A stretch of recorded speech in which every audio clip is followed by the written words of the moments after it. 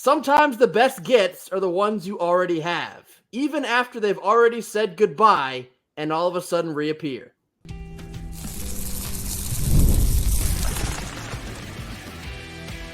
You are Locked On Wolfpack, your daily podcast on the NC State Wolfpack, part of the Locked On Podcast Network, your team every day. What's up, Wolfpack Nation? It's time to get locked in with Locked On. Thanks for making Locked On Wolfpack your first listen each and every day. We are free and available wherever you get your podcast and on YouTube, part of the Locked On Podcast Network, your team every day. Today's episode is brought to you by FanDuel. Make every moment more. Right now, new customers can get $150 back in bonus bets with any winning $5 bet. That's right, $150 with any winning $5 bet. Just visit FanDuel.com/lockedon to get started. Happy Thursday to all. As always, I'm Grayson Boone, joined by former Wolfpack defensive tackle Kenton Gibbs. What a hilarious sequence of events for Ernest Ross. NC State had obviously been looking into acquiring another big to close out these roster acquisitions in the offseason. They were looking at ECU's Ezra Asor. They were looking at Frank Anselm eBay of Georgia. We were supposed to hear some type of announcement from eBay. No such announcement came, and perhaps the whole time behind the scenes, it was because Ernest Ross was going to drop a bomb on us at 9:30 a.m. on a Wednesday morning. This entire sequence of events for Ernest Ross couldn't be more Ernest Ross. Mal was tweeting, wanted to know what I meant by that. Ernest Ross is just he's very unintentionally hilarious. Obviously, we all know him for the three goggles and Jim Boeheim. He's the type of person where every single thing he does is very funny, whether he means to be funny or not. He's just a very quirky individual. But the whole timeline of events here, there was the rumor that he was transferring. He denies it, said he's staying. Then like a week and a half goes by. Now he is transferring. Very bittersweet goodbye. Then he announces that he's committed to UTSA. NC State sets their sights on one of two other bigs. We get radio silence there, and then boom, Ernest Ross is back out of completely nowhere. Kenton, what does this mean for NC State moving into next season? I mean, it means a ton in terms of, again, retaining that culture. We talk about how these things happen in terms of the tournament run and all that. A large part of that was culture, period. There's no way around it. There's no ifs, ands, or buts about it. A large part of it was culture. A large part of maintaining culture is bringing over parts of the roster from year to year to year. Like that's objectively a part of this thing that's going to be important there. And so in seeing that you have a situation where Ernest Ross is coming back, again, even if he did not play the most, you and I have talked about this ad nauseum in terms of he's saved multiple games for NC State. He's been a guy that is a spark plug off the bench, and that tells you the type of guy he likely is in practice, that, again, even if he's not playing a ton, he's the type of guy that gives the starters great looks, so that when it is time to go, when it is time to see an opponent, an ACC opponent that has themselves some talent, it's not like they haven't seen that type of stuff in practice or all that good stuff. So, this is, again, it's a very good, very big deal to get him back. And not to toot my own horn here, but I did say by Wednesday things were going to be settled out. By midweek, things were going to be settled out for the most part on the bigs front. And there is more news to potentially come. But I knew, again, I talked to some folks who said, hey, this thing, we're not waiting around for forever. This ain't going to be a situation where we're sitting on our thumbs and kind of waiting and on pins and needles for what other guys' decisions are. We're going to take matters in our own hands. And like you said, the best get being sometimes who you already got, that's important, because how many guys at this stage in the portal, at this stage in the process, would you know for a fact that you would say, I know for a fact I'd rather have this guy than Ernest Ross. It's like bidding a hand blind in spades. There's a reason you get double points for it, because it's a hell of a risk. It is not something that you can easily or go into lightly. That's something that you have to know, like, all right, things just have to work out in a way that is conducive to everything pretty much falling where we want it to. And that's ultimately what has happened here. This team didn't wait for other guys to make their decision. If we're not the prettiest girl in the dance to you, that's fine, but we're going to go get somebody who thinks we are, who's already been here. Ern's story here at NC State is very unique. He's dealt with quite a bit of injury, and the injury is a lot of the reason he's missed a lot of time on the court. And then once you've been injured for a while, it's just hard to get back in that rotation. But then we've also had the moments like Kenton mentioned. Ernest Ross won a couple games for us last season. That Miami game at home that went into overtime, that's the Ernest Ross game. I think he had like 17 points off the bench out of completely nowhere. Took over that game late and led us to victory when we really needed one at the time. So he's had a couple random superhero moments where he all of a sudden becomes the best player on the floor. And he has endeared himself to the fan base, not just because of moments like that, but like Kenton also mentioned, the culture aspect. I don't know if Ern gets enough love for the impact that he specifically plays on that culture. I can say with absolute certainty that all of his teammates absolutely love him, and he wants to be here. This is a very mutual conversation here. Obviously, the team wants him around, and he never wanted to leave to begin with. So to get him back, it matters. It matters for the composition, the chemical composition of this team. Some folks are kind of already stirring about whether or not he's going to provide a bigger impact on the floor yet.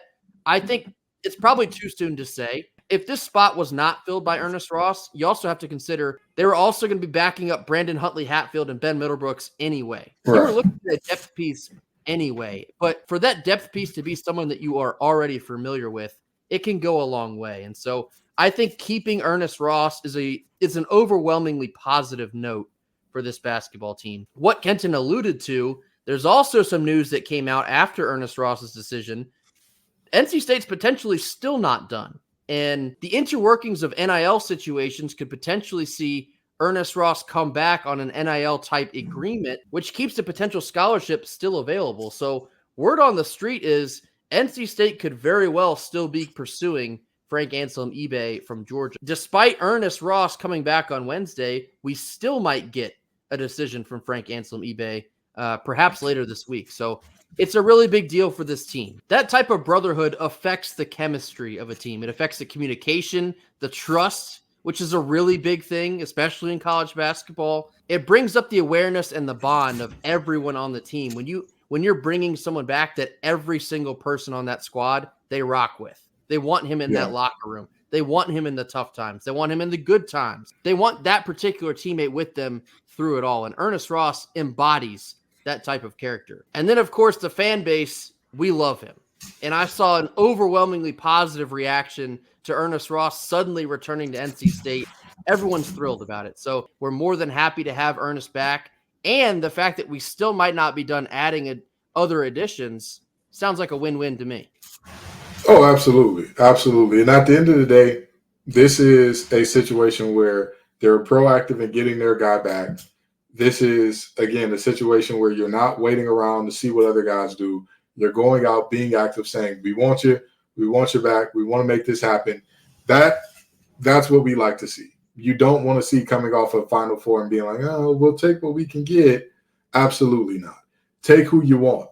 And if whoever you want is not available, then fine. You grab back your guys. But I think that this is a very big get in terms of just keeping Ernest Ross around. I just so happened to be watching Breon Pass's Instagram Live the other night, and it happened to be the same exact time that Ernest Ross was cleaning out his locker. He had probably the biggest trash bag full of clothes, shoes, you name it. It was like the biggest trash bag full of stuff I've ever seen in my life. And then he kind of somberly took the bag and then dragged it out in the hallway. Now that he's coming back, I hope the whole team helped him pick up that bag, wherever it was, and lug it back into the locker room. And Ernest Ross is back with the pack. Couldn't be happier about it. Coming up next, we're getting into NC State football scheduling news and how that might impact the 2025 season after a quick word from our sponsors. Our sponsor of the day is FanDuel. It's winner take all time in the NBA and NHL, and FanDuel's giving you a shot to bring home big wins of your own. Right now, new customers can get $150 back in bonus bets with any winning $5 bet. That's right. That's $150 to bet on spreads, money lines, player props, and the Carolina Hurricanes to come back and win this series and take it from the Rangers in Game 7. Visit FanDuel.com/lockedon and make every playoff shot count. FanDuel, America's #1 sportsbook. Middle portion of our Thursday show, now switching gears over to NC State football. More news that was announced on Wednesday. NC State and Virginia are scheduling a non-conference home-and-home series for the 2025 and 2026 seasons. Now, NC State was only scheduled to play Virginia one time in the next 6 years, so they have now added these two contests in 25 and 26 to ensure that we do see the Cavaliers more frequently than that. Kenton, what are your initial reactions about playing two non-conference games against UVA? It feels so strange. Yeah. It feels really weird. This is like when the Dirty Foot Club in Wake Forest had that deal a couple of years ago that was like this. And it feels really weird because it's like both y'all are in the same conference, but you're not playing a conference game. Seems a little suspicious. What's going on here? What type of debauchery are you up to that you're hiding something here?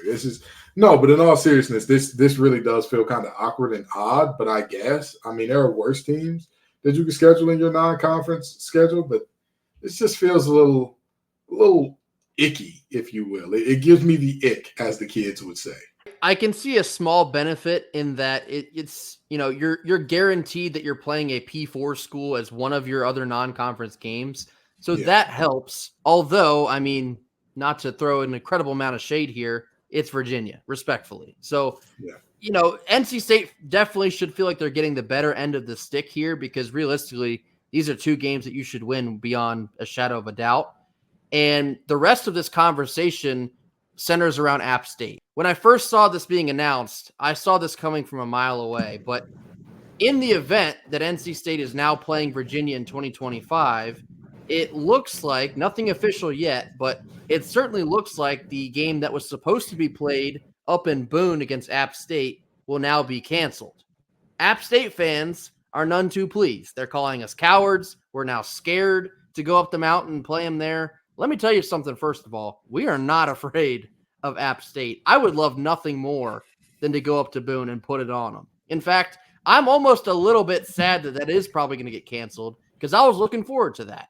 However, scheduling a non-conference home-and-home with Virginia, it does make a world more sense than it does to play a home-and-home with App State. And that's something we discussed a couple weeks ago in that the state of North Carolina's government is looking to enforce ECU, App State, and Charlotte become regular games for UNC and NC State. And we talked about back then, it just doesn't make a whole lot of sense for UNC and NC State. There's really not much benefit. If you win, nobody bats an eye. If you lose, you get made fun of for life, pretty much. And you lose a lot of money in the process. So playing this non-conference series with Virginia, it is more financially responsible. From a strength of schedule standpoint, it probably helps you maybe a little bit more there. All in all, it makes more practical sense to play Virginia than it does for App State. I am sorry to tell you all this, App State fans. I hate to be the one to break this to you. In the current economic system in which we live in America, the profit incentive, the profit motive is everything, even in things that it probably shouldn't be in.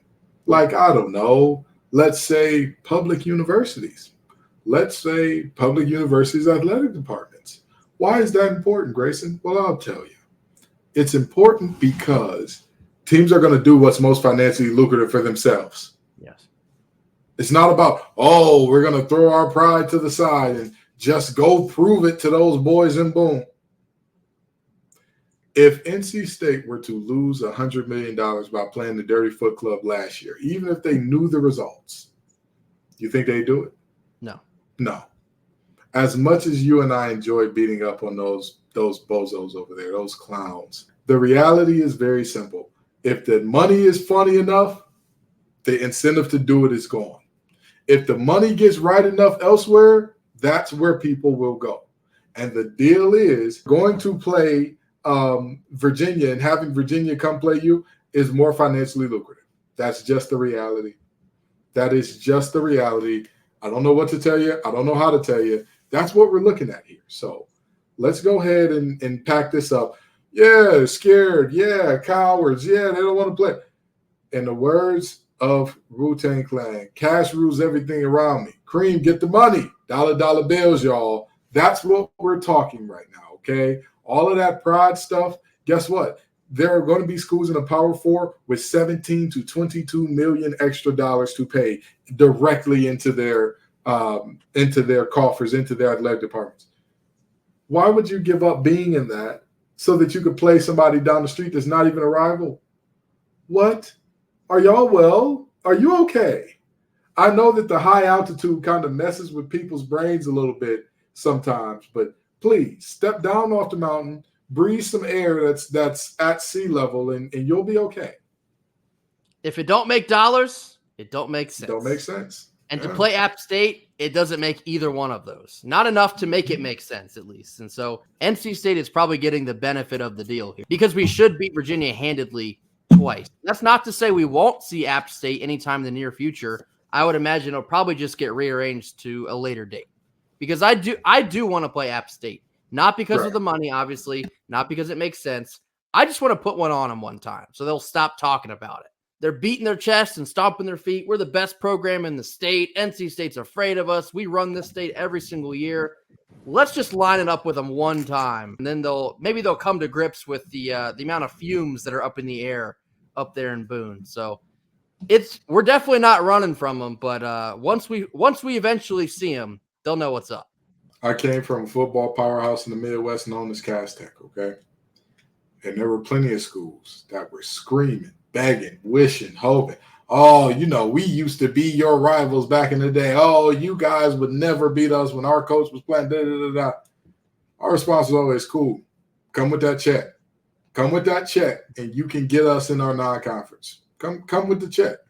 Come with heavy check. If you're not coming heavy check, go on and sit down. Go on, and we'll get to you eventually. We've got a lot of other teams to knock off, and you're somewhere on the list. You're just not high up on it. And something else, it's been a whole lot of chatter from a school that has never beaten us in football. 0-6 all time against NC State. And sure, that stretches back to like the 1930s or whatever it is. But you have a goose egg in your win column against NC State. We'd be happy to supply you with another L anytime you would like it. Like Kenton mentioned, if you're coming with the check, we'll hand you an L back in return. So we'll see App State when we see them. But for now, we're going to be focusing on our own strength of schedule and making financial sense in playing a home-and-home with Virginia. And coming up next, we're sticking on the topic of NC State football scheduling. We now have a primetime matchup week 2 with Tennessee. More on this after a quick word from our sponsors. Last couple of minutes of our Thursday show, now sticking on the topic of NC State football scheduling. Also on Wednesday, it was quite an eventful day. It was announced that NC State's Week 2 matchup with Tennessee in Charlotte will be a 7:30 p.m. kickoff. Kenton, are you thinking what I'm thinking? Because I get scheming on these types of matchups, whether in the primetime slot, what the network is, and then my hamster wheels immediately get spinning. And one of my favorite things on the entire planet is a very specific program that airs from 9 a.m. to noon on Saturdays in the fall. Give this matchup College Game Day. It's going to be a ranked matchup. It's on ABC. It's in the primetime slot. It checks every box imaginable. ACC versus SEC, two teams that have pretty lofty expectations for this season. Give us all the smoke. Give us all the attention, all the eyeballs, all the lights, all the cameras. I want every single bit of it. Give us College Game Day. As you all can see from the sign, and those of you who are listening can't see the sign, but it reads, give us game day. That's what we want. That's what we want. And I'm going to tell you something about how important that is to have game day and to perform well in that game. I remember being a very little kid, waking up on Saturdays during the fall and hearing, well, we're coming yes, sir, to your city. And it was like nothing else. It was like nothing else. And it's a large part of what made me fall in love with football, and a large part of what made me fall in love with some of the universities that I absolutely adored as a child, because game day was always there. They were always having big games. It was always a scene. I never went personally. I never went and participated in my life. But again, there were multiple schools that had it a lot when I was younger. And what that told me is this game is important, not just to the people here, not just to the people that are there. This game is important nationally because, again, College Game Day has pulled up to the function. And I want College Game Day in the 704 for this game in particular, because what a time.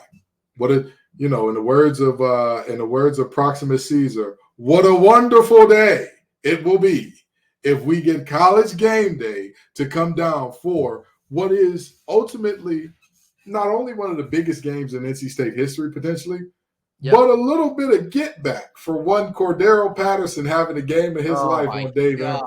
Yeah. You I hate you had to bring that up. I have not forgotten about that at all.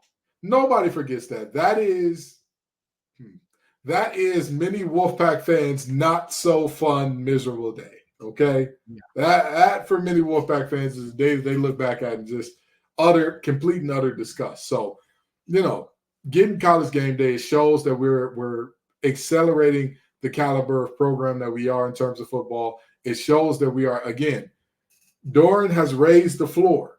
It is time to raise the roof. Having College Game Day come out and winning on game day, ranked opponent, ranked SEC opponent, beginning of the year, you can't beat that with a stick. We talk a lot about the importance of big moments for recruiting and brand recognition and national eyeballs. It doesn't get any bigger than College Game Day, week 2, ranked opponent at a neutral site game. These types of experiences are what NC State has sorely missed out on for the last, decade plus. We have desperately needed to not only make it to big moments like this one, but then win the football game. Mm-hmm. Winning this game, week 2 against Tennessee, it checks all the boxes I already just mentioned to you, but it also springboards and sets the tone for the rest of this season. We all know what we're trying to do this year. We want to win the ACC championship, and we want to get into the CFP.